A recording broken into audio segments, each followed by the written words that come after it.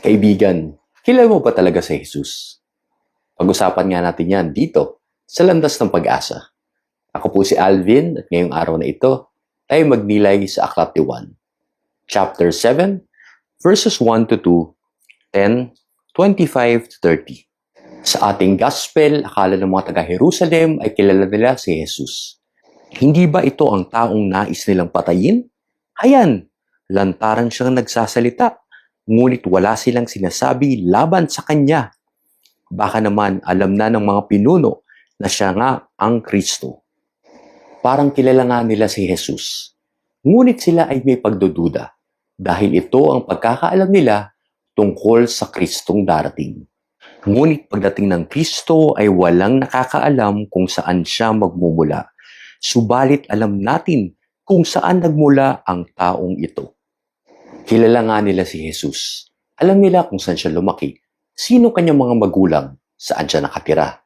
Ngunit may pagdududa pa rin sila. Kung kaya't si Jesus na mismo ang nagsabi sa kanila. Kaya't habang si Jesus ay nagtuturo sa templo, sumigaw siya. Ako ba'y talagang kilala ninyo? Alam nga ba ninyo kung saan ako nagmula? Hindi ako naparito dahil sa aking kagustuhan lamang. Karapat-dapat paniwalaan ang nagsugo sa akin.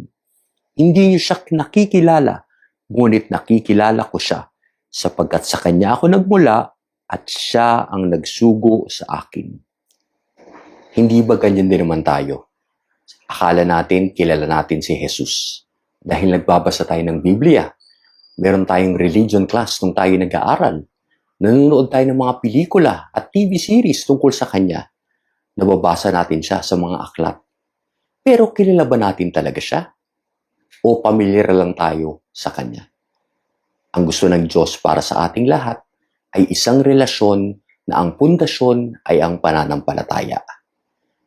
Pananampalataya, hindi lamang magiging pamilyar sa Kanya. Tanungin mo ang iyong sarili. Kilala mo ba si Jesus? Naniniwala ka ba sa Kanya? May pananampalataya ka ba sa Kanya? Yung tipo ng pananampalataya na handa mong isuko ang buong buhay mo sa Kanya. Pag-isipan mo yan. Pagnilayan mo. Pagdasal mo. Nabless ka ba ng pagdinilay na ito? Pakilike mo naman, pakishare mo sa mga kaibigan mo. Mas maganda, itag mo yung mga pangalan nila dun sa comment section sa baba. Tulungan mo kayong maghatid ng pag-asa sa mas maraming tao. God bless your week.